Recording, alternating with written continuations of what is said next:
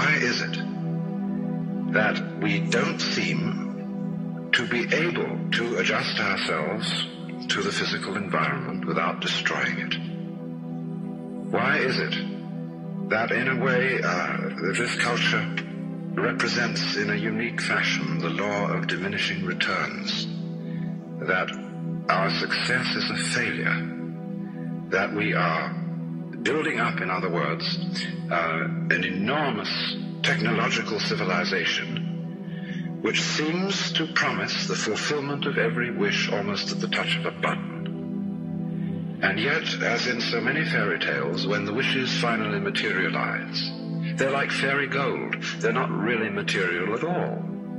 In other words, so many of our products, our cars, our homes, our clothing, our food, it looks as if it were really the instant creation of pure thought. That is to say, it is thoroughly insubstantial, lacking in what the connoisseur of wine calls body. And in so many other ways, the riches that we produce are ephemeral. And as a result of that, we're frustrated. We're terribly frustrated. We feel that the only thing is to go on getting more and more. And as a result of that, the whole landscape begins to look like the nursery of a spoiled child who's got too many toys and is bored with them and throws them away as fast as he gets them, plays them for a few minutes. Also, we're dedicated to a tremendous war on the basic material dimensions of time and space. We want to obliterate their limitations.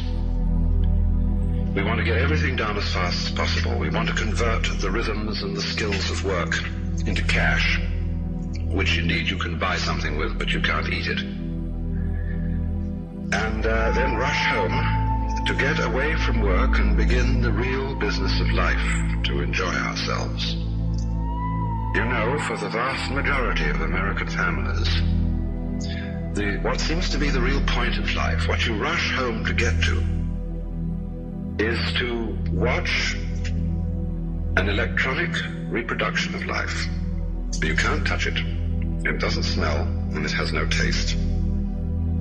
You might think that people getting home to the real point of life in a robust material culture would go home to a colossal banquet or an orgy of lovemaking or a riot of music and dancing. But nothing of the kind. It turns out to be this purely passive contemplation of a twittering screen. You see mile after mile of darkened houses with that little electronic screen flickering in the room. Everybody isolated, watching this thing, and thus in no real communion with each other at all. And this isolation of people into a private world of their own is really the creation of a mindless crowd. And so we don't get with each other, except for public expressions of getting rid of our hostility, like football or prize fighting.